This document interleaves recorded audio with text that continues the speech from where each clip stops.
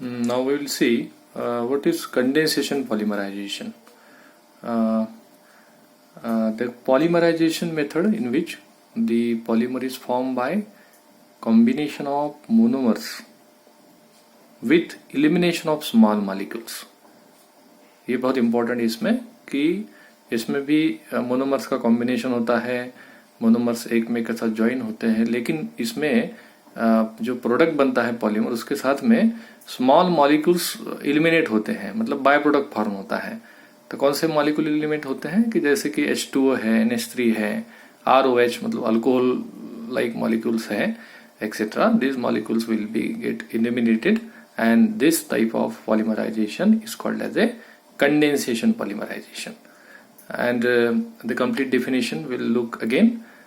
Just the polymerization method in which the polymer is formed by combination of monomers with elimination of small molecules like H2O, NH3, ROH, etc. is called as condensation polymerization.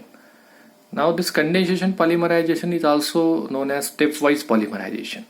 जैसे कि addition polymerisation को नाम extra नाम है, एक additional नाम है, उसको है चेन पॉलीमराइजेशन.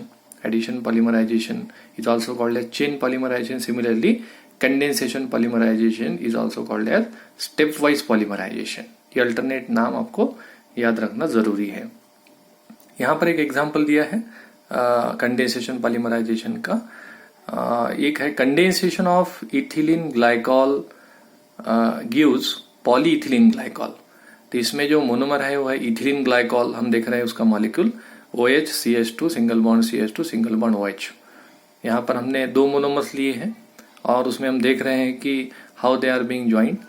तो पहला जो मोनोमर है उसका H और दूसरे का OH, ये दोनों मिलके H2O मॉलिक्यूल बनेगा और ये इलिमिनेट हो जाएगा एक स्मॉल मॉलिक्यूल के रूप में. और यहाँ का O और इधर का जो CH2 है, इनका जो बॉन्ड है वो एक में के साथ ज्वाइन हो जाएगा. यहाँ पर हम देख रहे हैं ठीक से. So this is the reaction which is going on here, and this reaction takes place in the form of catalyst H2PO4. और यहाँ पर जो n नंबर ऑफ हम मोनोमर्स लेंगे उससे ये पॉलीमर बनेगा. और इधर हम देख रहे हैं कि जैसे कि हम n नंबर यहाँ पर लिखे हैं कि OH CH2 single bond CH2 जैसे इथिलीन ग्लाइकॉल के बहुत सारे मॉलिक्यूल हम ले रहे हैं. तो प्रेजेंटेशन में जैसा कि पहले मॉलिक्यूल का H, फिर उसका इधर का H और दूसरे का OH, फिर इधर का H और उधर का OH, ऐसे ये कॉम्बिनेशन में वो होते जाएगा और ये जो मॉलिक्यूल है ये जुड़ते जाएंगे, है ना. तो ये है polyethylene glycol, how it is form. तो लाओ यहाँ पर देखते हैं कि फीचर्स क्या क्या है इसके. What are the different features of condensation polymerisation. और यहाँ पर कंडेंसेशन पॉलीमराइजेशन से जो पॉलीमर बनता है उसको हम कहते हैं कंडेंसेशन पॉलीमर्स. ओके, तो यहाँ पर एग्जांपल हमने देखा है पॉलीइथिलीन ग्लाइकॉल. ये कंडेंसेशन पॉलीमराइजेशन में हम देख रहे हैं कि जो मोनोमर है, तो मोनोमर कैसा होना चाहिए कि इसमें देख रहे हैं हम लोग कि इसमें फंक्शनल ग्रुप होना बहुत जरूरी है. कम से कम एक फंक्शनल ग्रुप, दो फंक्शनल ग्रुप होना जरूरी है बोथ एंड्स के ऊपर. मतलब दोनों टाइप से, दोनों साइड से उसका एक्सटेंशन हो जाए, उसको ज्वाइन होना चाहिए दूसरा मोनोमर, इसलिए फंक्शनल ग्रुप होना बहुत जरूरी है. जैसे कि इथिलीन ग्लाइकॉल में हमने देखा कि OH ग्रुप है दोनों साइड से, इसलिए वो दूसरे के साथ में ज्वाइन हो सकते हैं और एक लिंक बन सकते हैं, पॉलीमर बन सकता है. तो यहाँ पर जो हमने लिखा है in condensation polymerisation the monomers must contain at least 2 functional groups. कैसे कि जैसे OH है, COH है, NH3 है, एक्सेट्रा, ऐसे फंक्शनल ग्रुप्स में होने चाहिए in their molecule. For example कि इथिलीन ग्लाइकॉल जो अभी हमने एग्जांपल देखा उसमें OH ग्रुप ये फंक्शनल ग्रुप है. दूसरा इसमें लिखा है कि the nature of functional group present in the monomer unit has a great effect on the structure and properties of the polymer. जिस तरह के फंक्शनल ग्रुप्स इसमें होते हैं उस टाइप का उसका नेचर होता है, उसकी प्रॉपर्टीज होती हैं, उसका स्ट्रक्चर भी उसके हिसाब से बनता है. तो functional group plays very prominent effect on the structure and properties of that polymer, और डेफिनेटली उसके यूजेस भी उसमें चेंज हो जाएंगे। तो फंक्शनल ग्रुप का जो रोल है वो बहुत ही इंपॉर्टेंट इसमें है। यहाँ पर एक बात और है कि अगर बायफंक्शनल ग्रुप है या बायफंक्शनल मोनोमर है या बायफंक्शनल कंपाउंड्स है एज अ मोनोमर, तो एक तो फिर लीनियर पॉलीमर बन सकता है या फिर साइक्लिक पॉलीमर बन सकता है। अगर मोनोमर में बायफंक्शनल ग्रुप मतलब दो फंक्शनल ग्रुप है, बाय मतलब दो फंक्शनल ग्रुप है, तो एक तो लीनियर पॉलीमर बनेगा या फिर साइक्लिक पॉलीमर बनेगा, ठीक है। और अगर इसमें ट्राई फंक्शनल या फिर टेट्रा फंक्शनल ग्रुप है, मतलब फंक्शनल 3 फंक्शनल ग्रुप एक ही मोनोमर में अगर है या फिर 4 फंक्शनल ग्रुप एक मोनोमर में है, इससे अगर पॉलीमराइजेशन होता है, कंडेंसेशन पॉलीमराइजेशन होता है, तो उससे जो भी पॉलीमर बनेगा वो 3 डायमेंशन बनेगा। ये बहुत स्वाभाविक है, क्योंकि देखो कि जैसे OH ग्रुप यहाँ पर हम देखे थे कि विनिल इथिलीन ग्लाइकॉल में 2 साइड से है, तो 2 साइड एक ही स्ट्रेट लाइन में एक्सटेंशन हो रहा है। अगर आप समझो कि और एक फंक्शनल ग्रुप है अपर साइड में, तो उधर के साइड में एक्सटेंशन होगा। अगर ये हो गया टेट्रा फंक्शन, और एक तीसरा एक्सिस के अलॉन्ग अगर फंक्शनल ग्रुप है तो उधर भी एक्सटेंशन होगा।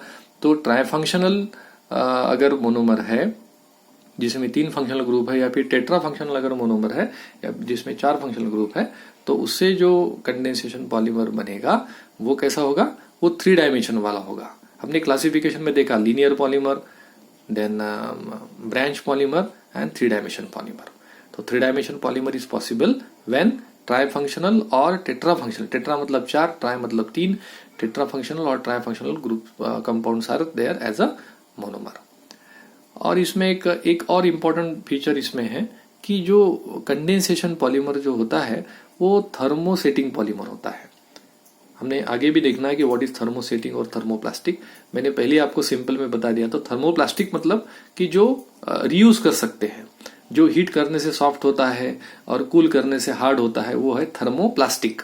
ये दूसरा टाइप है जिसको कहते हैं थर्मोसेटिंग। थर्मोसेटिंग क्या है, वो हीट करने से सॉफ्ट नहीं होता और कूल करने से हार्ड नहीं होता।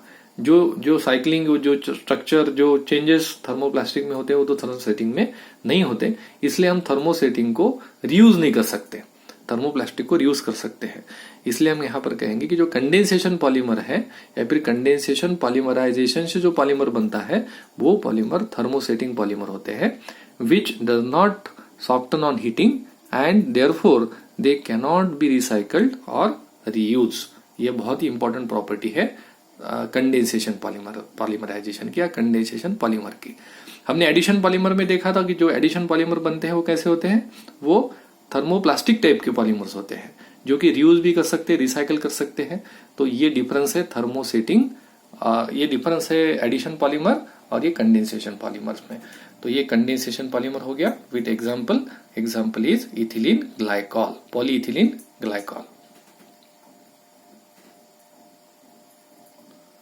अभी ये देखना है एग्जाम्पल ऑफ कंडेंसेशन पॉलीमर या फिर कंडेंसेशन पॉलीमराइजेशन से जो पॉलीमर बन रहा है। ये बहुत ही सिंपल एग्जाम्पल है, बहुत ही वेल नोन एग्जाम्पल। उसको कहते हैं बेकेलाइट।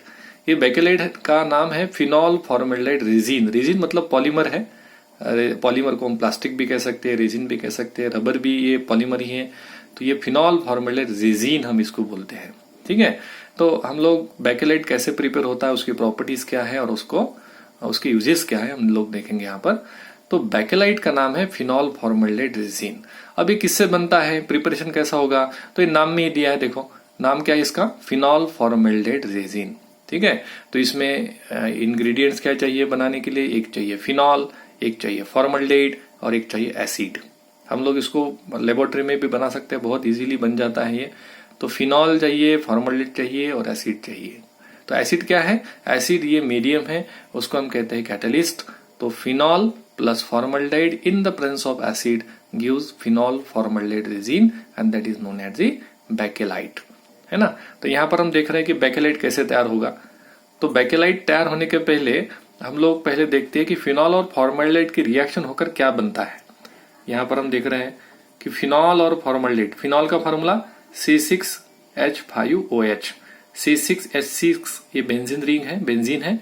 अब बेंजीन का एक हाइड्रोजन हटा दीजिए, उस पे OH लगा दीजिए, तो ये हो गया C6H5OH। तो बेंजीन रिंग को हम वो हेक्सागोनल रिंग बताते हैं और जो राउंड बताते हैं बीच में, because of the alternate single and double bond. So this is phenol. एक हाइड्रोजन मैंने वहां पर जानबूझकर बाहर बताया है। ये जो हाइड्रोजन है आप देख रहे हो वहां पर, तो ये हाइड्रोजन, ये जो हाइड्रोजन है, ये हाइड्रोजन मैंने जानबूझकर हर एक कॉर्नर पर CH है, CH है, CH है, CH है, यहाँ पर C और H मैंने जानबूझकर बाहर दिखाया क्योंकि इसके साथ में जो रिएक्शन होगी तो ये प्रोडक्ट इजीली आपको याद रहे। ये है बेंजीन रिंग, ये है OH, ये है HCHO, ये फॉर्मल्डिहाइड है। Phenol plus formaldehyde gives this. अब यहाँ पे क्या बना है, H की जगह पर है CH2OH। ये CH2OH कहां से आया है, देखो यहाँ पर है HCHO, that is for HCHO। ये CHO फॉर्मल्डिहाइड ग्रुप, HCHO मतलब ये है अल्डिहाइड ग्रुप है CHO, और SCHO मतलब फॉर्मल्डिहाइड। तो ये फॉर्मल्डिहाइड कैसा, CH2O है ना, CH2O ये फॉर्मल्डिहाइड है, और यहां पर है हाइड्रोजन CH2O और ये हाइड्रोजन H, तो ये बन गया CH2OH। तो यहां पर आ गया CH2H। ये जो पोजीशन है और ये पोजीशन है, ये दोनों पोजीशन ऑर्थो पोजीशन, ये पोजीशन है पैरा पोजीशन, और ये दो जो पोजीशन है ये मेटा पोजीशन है। तो ये कौन सा प्रोडक्ट हुआ, कहां पर अटैच है, फिनॉल OH जो है उसके ऑर्थो पोजीशन पे ये सब्स्टिट्यूशन हुआ है, इसलिए हम उसको कहते हैं ऑर्थो सब्स्टिट्यूटेड प्रोडक्ट, है ना। तो ये प्रोडक्ट बन गया ऑर्थो हाइड्रोक्सी मिथिल फिनॉल। ठीक है, अब ये उसी तरह से जैसा ये बना वैसे ये भी बनेगा, क्योंकि यहां पर भी H है, तो ये CHO और ये H, ये CH2H यहां पे आ गया, है ना। ये भी बन सकता है, या फिर ऐसा भी बन सकता है, ऐसा भी बन सकता है। तो तीन जगह है कि जहां पर ये CH2H अटैच हो सकता है। तो कुछ ये मतलब इसको बोलते हैं कि ortho hydroxy, ortho Mithil hydroxy phenol, ये पैरा सब्स्टिट्यूटेड प्रोडक्ट, और ये ऑर्थो पैरा सब्स्टिट्यूटेड प्रोडक्ट। मतलब ये मोनो सब्स्टिट्यूटेड, ये भी मोनो सब्स्टिट्यूटेड, और ये ट्राई सब्स्टिट्यूटेड, डाई सब्स्टिट्यूटेड, ऐसे सभी टाइप के प्रोडक्ट इसमें बन सकते हैं। अभी बैकेलेट बनना बाकी है। तो ये बेसिक यूनिट यहाँ पे तैयार हो रहे हैं in with the reaction between this phenol and formaldehyde. ठीक है, अब यहाँ पर नीचे आ जाओ, तो यहाँ देखो यहाँ क्या हो रहा है। तो ये हमने यहाँ पर ऊपर जो बना है ortho hydroxy Mithil phenol, ortho hydroxy Mithil phenol, ये हमने यहाँ पे लिया है प्लस सेकंड प्लस थर्ड, मतलब ये सभी ऑर्थो हाइड्रोक्सी मिथिल फिनॉल है।